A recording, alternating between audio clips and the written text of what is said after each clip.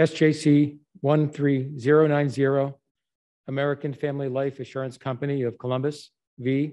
Dawn Diana Parker, and another.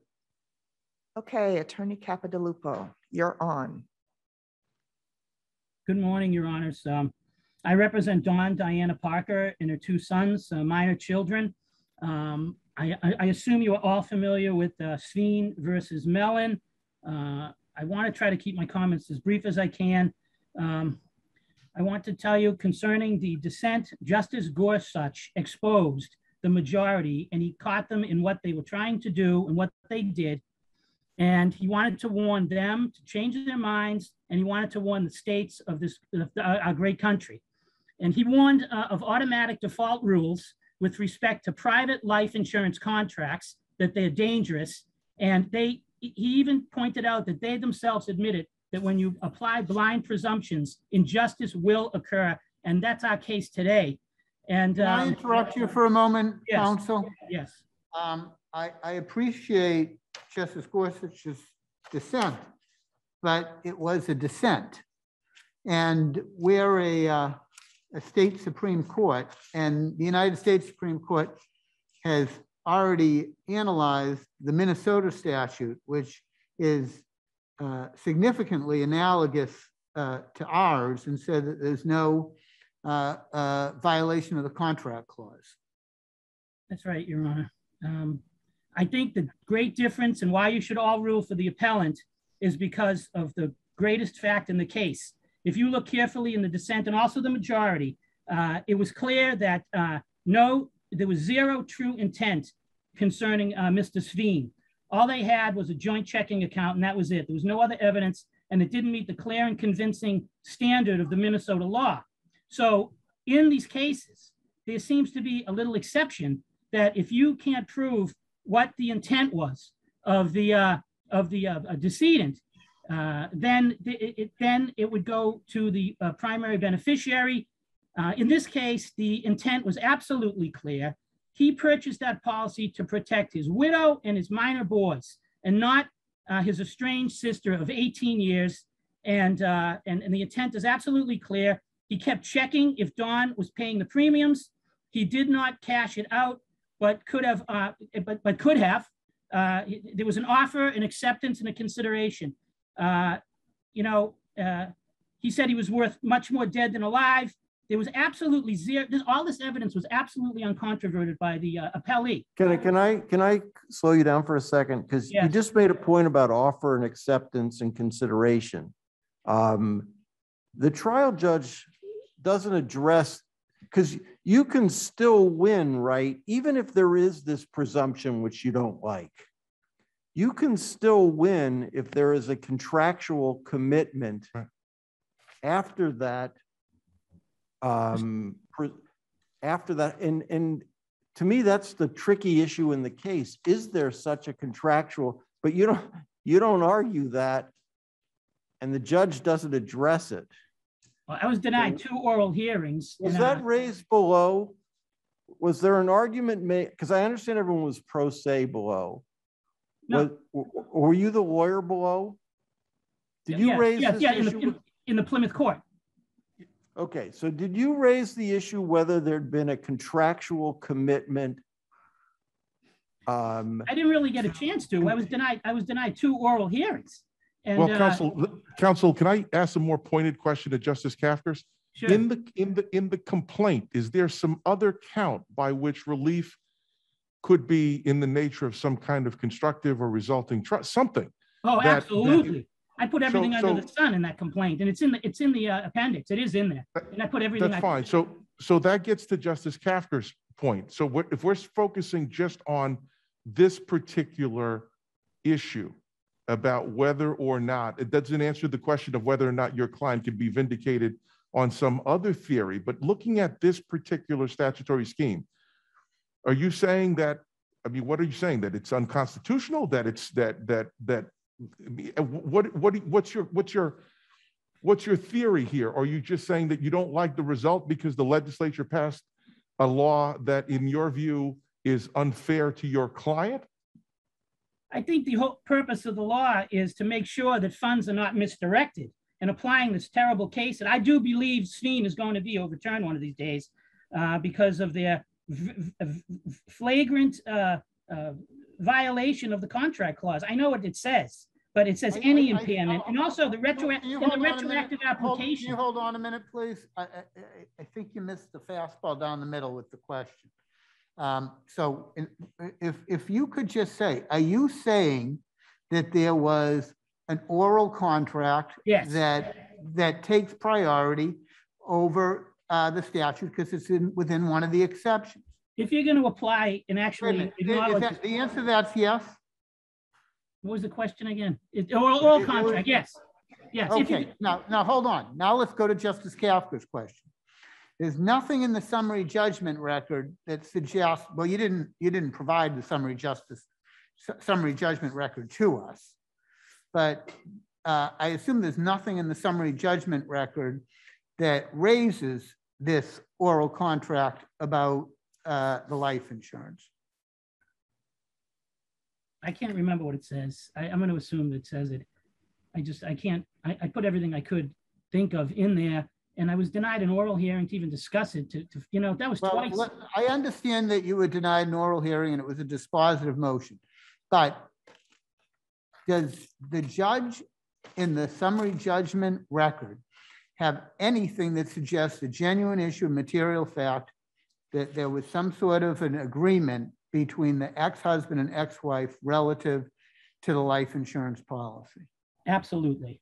Absolutely there was. We made it very clear that after the divorce and even before, she agreed to take over the payments. There was an offer, acceptance, and consideration. She performed. And what piece of paper in our record that we have right now says that? Complaint for one. And I don't have the summary judgment record in front of me. Neither do we.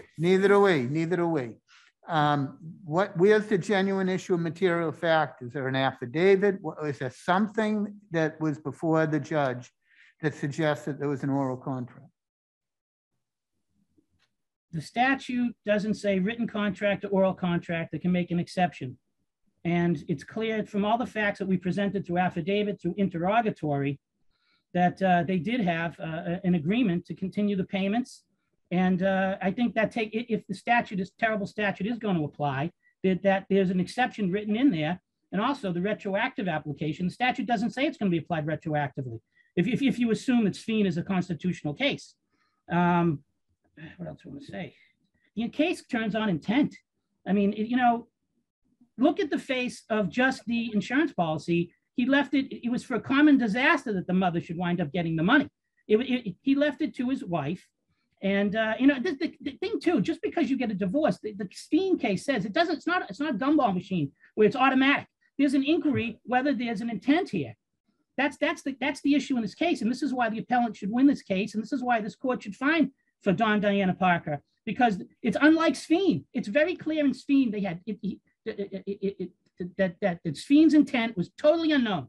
It says it sounds like he wanted to give the second wife the money, but it's not clear. It didn't meet the clear and convincing standard. We get tons of evidence in this case about intent. It takes it out of that horrible statute, and all the women's groups didn't even want the darn thing.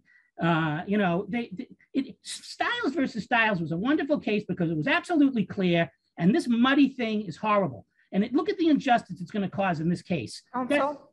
Counsel, can I ask you a quick question? Is there anywhere in the materials that you presented that show that there was an oral argument? I mean, sorry, an oral contract. Yes. I mean, gee, is it not a contract in my interrogatory answers and in her her interrogatory answers in her affidavit clearly show that he was extremely concerned that the children get the money in her.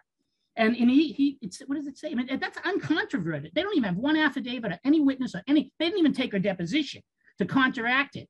It's completely uncontroverted that that's simply the way the facts were, that he's worth more dead than alive. And he wanted to make sure that, now who else would he benefit from? Even if he did do that ridiculous thing that to recontact the insurance company and tell the insurance company he wants to remake Dawn the primary beneficiary. Isn't that the stupidest thing you ever heard in your life? Because it's unnatural. Counsel, you're not making a closing argument. If we could just go back to the question, because again, you didn't provide us with the summary judgment record. Is what you just referred to by way of affidavit and an interrogatory, did Judge Squires-Lee have that in front of her when she was ruling on the summary judgment motion? Yes. And your suggestion is that because your client's answer to an interrogatory was that she heard her ex-spouse say he was worth more dead than alive, that she continued to make the life insurance payments, that is enough to establish an oral contract? No. Also, she completed the performance of the premiums. Yeah, that's what I said. I don't know if the court accepted the documents from the probate court, but it's unlike Sveen. It's absolutely clear that he knew he had a life insurance contract. Well, counsel, you recognize that the judge did not have the insurance premium payments before her, right? Well, the evidence was, and it was uncontroverted, that Dawn paid it completely, and the only problem was whether or not the divorce caused her to be dead, caused her to be, and I did put constructive trust in the, is there any evidence? I just want to ask you, again, so that we know the answer to the question. You're not saying that the judge in the summary judgment motion had documentation of payments of premium. That's why you want to enlarge the record. The judge didn't have that, right? She had the evidence that a sworn testimony of Dawn that she paid the premium was uncontroverted. And I think Affleck also corroborated that too. The premium was paid. It was all paid. It's just a question in this case of who gets the money. Counsel, can I ask you a question? Yes. Thank you. The question is over here. This is really just horrible. It's a horrible. I understand that you're frustrated. We got to get you to. Who forgets he leaves $100,000? Counsel, we're going to have to ask you to stop if you can't listen to the questions and then answer them. That's the only way we work here. So I'd ask you to bring your voice down, listen to the question, and then answer it to the best of your ability. Yes, Your Honor. Okay. Justice Winland has a question for you. I said, your client was also the insured under this life insurance policy. That's right. That's right. And so as the insured, she would have had an incentive to pay the premiums as well, right? Absolutely. In fact, she designated the children as her beneficiaries or the estate directly. I think the policy just says Dawn Diana Park is the primary benefit. He was actually talked out of putting the kids down because they were minors and you have to get extra lawyers or something. Well, we can look at the written document. I guess my last question for you is the following. The document, the actual policy says you cannot change the beneficiaries without a written request made to the company. But why would was that made? The answer is no. And the answer is completely unnecessary. This is a private contract. This is protected by the Constitution. And not only that, I mean, why would anybody do such a thing? This contract was signed in 2010, and it was issued in the next day on January something, 1st or something, 2011. The law was amended in 2000. What are the boys going to say? Our father's a bum because he didn't keep up while he was dying of heart problems. Counsel, could I ask this question again? Because I think we're all trying to get to the same thing.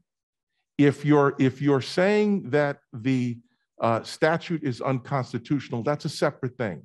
All right. Are you saying that your client established in the summary judgment record that there's a disputed issue of material fact that she fell into one of the exceptions to this statute applying? I didn't say those words exactly. Frankly, I brought it up probably during the appeal because when I was looking at the statute, it seems like there's an exception for an oral contract that takes it out. And, the statute does say before, during, or after the divorce, marriage, or whatever, annulment, if there's an oral contract. So, but, what am I going to say? Just, okay. I have a few more things to say. I can stop and let you get your ears back. I'm sorry, got- I'm emotional You've about got this 20 because seconds, sir. Yeah. You have 20 seconds to say, well, 15 now. Anything else? he bought that policy to protect his widow and his children, and not his estranged sister of 18 years. And manifest injustice is that's what Justice Gorsuch predicted would happen. Okay. Thank you, sir. Thank you very much. We're going to move on to Attorney Hurley. May it please the court, I represent the mother, who is Ms. Joann Parker. The appellee is the elderly mother of the decedent. The court should be aware of the Superior Court record, and at least part of it can be seen at Record Exhibit pages 5 and 6. The complaint was filed by Aflac, the insurance company, setting forth the chronology. Mhm. However, the appellant, although she did file an answer to the complaint, and she did file an answer to the mother's cross-claim, did not file any cross-claim or counterclaim at the Superior Court, as may be verified by the record. On June 24th of 2019, the appellant filed her answer and affirmative defenses to the complaint. And then on September 11th, 2019, she filed her answer to the cross-claim of my client, the mother. The relevant statute here has been, which is Chapter 190B, Section 2804, in one form or another, has been adopted by a majority of the states in the union, as we see in the first footnote. Can I target you for a second? Because I followed the probate judge's thoughtful decision, but then I don't address this issue of contract. And I'm not sure she has to or he has to, but I'm concerned about page 89 in the appendix, where she in her answer to her interrogatories, which are sworn under the pains and penalties of perjury, and I don't know if this is done properly or not, she makes the following comment that she's paid these premiums. I'm just looking for it. So Sean often joked to me he was worth more dead than alive. During those times when he asked me if I was still making the premium payments, and I assured him I was, it is clear to me that he firmly believes there's nothing more he needed to do to make sure I got the life insurance policy benefits for our children. That was the whole purpose of it, he told me. And then I noticed that she has sworn under the pains and penalties of perjury this point. Is that enough to create a contractual issue that fits within the statutory exception? It may not be, and it may not have been pled properly, but it just seems like it's there. So can you address that point for me? Yes, Your Honor. I'm not sure that this interrogatory answer was part of the summary judgment record. Okay, so but even if it were, I'll suggest that it would not fit under the statutory exception to the automatic revocation, which does include a contract before or after the divorce. You can contract afterwards, right? The Supreme Court clearly says that these kind of beneficiary changes are allowed without violating the contract clause. But it also, doesn't it expressly say, I can't remember now, that you can create a contract afterwards that resurrects these things or changes this? In fact, that's standard in probate law, where it's weird that it wasn't addressed, the life insurance policy, but it's I mean, we see these all the time, right? So I'm just trying to figure out what we do with this sort of unanswered issue. We know that the parties' separation agreement, which became a judgment, did say that this agreement represents the entire understanding of the parties. No other statements have been relied upon. Did it say that, or did it say that only as it related to alimony?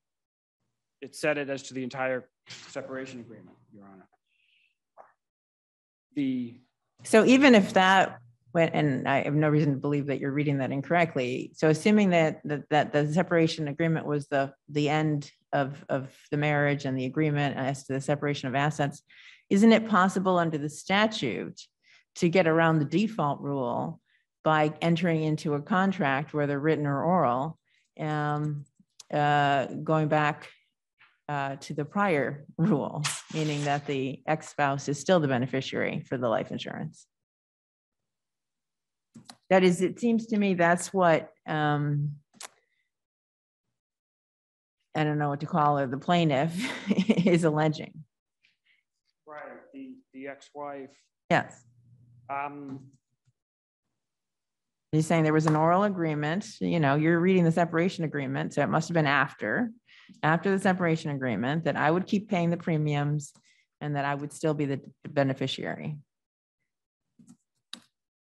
The language in section 2804 refers to there being an agreement relative to the, I believe it's property distribution or something to do with a divorce.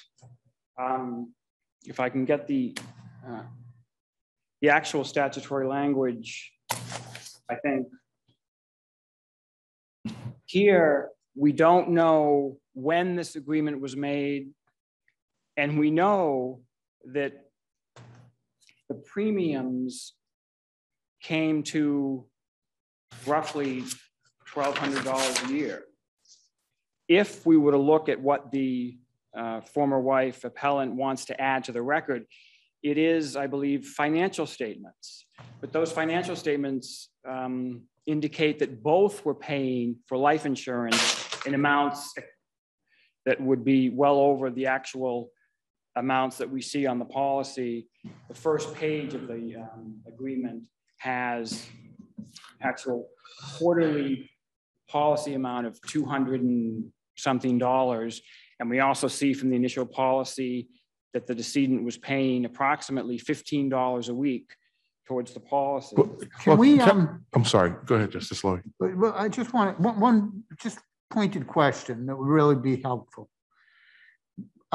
Page 89 of the appendix, dealing with the answer to the interrogatory, arguably suggesting an oral contract. Was that before the judge at summary judgment or not? I don't know the answer to that question. The summary judgment record isn't before us. Was that interrogatory before the judge? I'm sorry, I don't know. So, however, the appellant was responsible for presenting the record, and the Superior Court judge did specifically say, after referencing that the separation agreement was fully integrated, essentially, that the statements were inadmissible in substance. The very conclusion of the Superior Court's order basically says that the only way to realistically look at the intent is to look at the written document, which is the separation agreement, which is very detailed. It includes their cars, it includes debt. And so there clearly was no obligation for the husband to continue with life insurance. Yeah, but the action resolves in I think 2007 in chapter 43, section 5 of the action resolves, talking about the default, says that any rule of construction or presumption provided in this act applies to the governing instrument executed before the effective date, unless there is a clear indication to the contrary intent. So the question is there a clear indication to a contrary intent before Judge, I think it's Squires Lee, because of a answer to an interrogatory that Justice Kafka referenced? We have, Your Honor, there is no clear intent here. There's no date given. The interrogatory specifically says at that time. It starts off referencing the Aflac life insurance policy. It references the joint financial statements, and then it says at that time and thereafter. So we don't know when these statements were made and what would be the consideration. There are these alleged promises to pay, but it's not an actual contract. Well, if he discontinues, he has the unilateral right to knock her off, right? So he's, in consideration of her not paying, I mean, he keeps her on because she keeps paying. That seems like that's consideration, isn't it? We have no evidence, Your Honor, that she paid. Well, so do we know who paid for this policy? We know they both, in their financial statements, which were not before the Superior Court, they both said that they were making payments. You're talking about the financial statements that were submitted to the probate court prior to this case. You're talking about the divorce case, right? Yes, Your Honor. And by the way, they're pro se at divorce, right? There's no lawyers involved in the actual divorce, right? That's correct. And they both acknowledged that they each had the right to obtain a lawyer. Right. The presumption here is because most divorcing parties don't want a windfall. The tacit assumption is that this money would be going to the children, but it's clear that the appellant would have the money for herself if she were to prevail. The problems.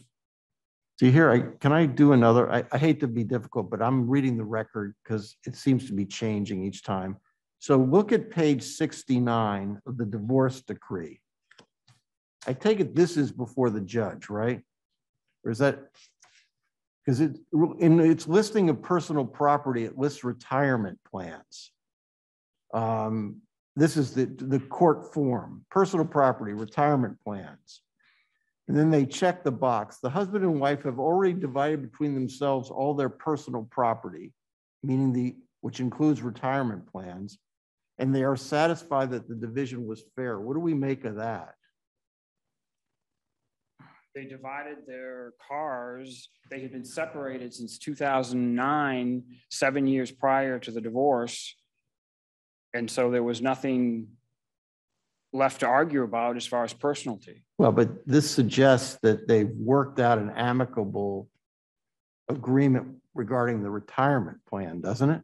But life insurance is separate and distinct from okay, retirement plan. Oh, you're right. Sorry, I apologize. Okay. Mm-hmm. It's clear that this statute isn't being applied retroactively in this case because the divorce was in 2016 and the law passed in 2012. As Justice Kagan notes in her decision, in the 8-1 decision, which I'll suggest is not going to be reversed in our lifetimes, it's a very minor burden on the policyholder to switch his or her policy beneficiary. And every time there's a premium, as the decision notes, there's very often a statement about you can go online and what your rights are as far as what you can do. So where there was no obligation and there was no firm evidence of any agreement, the appellant would effectively be eating a hole in the heart of Section 2804 and make the exception greater than the rule itself, because any surviving ex-spouse can make claims about what was said where the decedent isn't there. Well, counsel, that's not really true because we're at summary judgment. It's not saying that they'll win. It's just whether or not they should be given an opportunity to prove their case. So the question before us was, was there a material issue of disputed fact that exception would apply, and if that was in front of the motion judge? The motion judge, I think, correctly concluded that there was no admissible evidence of it. It was in the paragraph above order. Although Diana Parker argues paren without offering any admissible evidence paren that Sean intended that she and the children receive the policy's death benefits, the separation agreement is better evidence of a lack of intent to secure those benefits, and it goes on. So to have a trial in these circumstances would effectively eviscerate 2804. The presumption, we know as a matter of law, the separation agreement was the agreement. Imagine if the wife went to court, the probate court, and said, he promised the life insurance and I found out it expired and now he should be in contempt. There is no binding contract here, even if we believe the allegations of the divorced spouse. Okay, any other questions? Thank you, counsel. Thank you.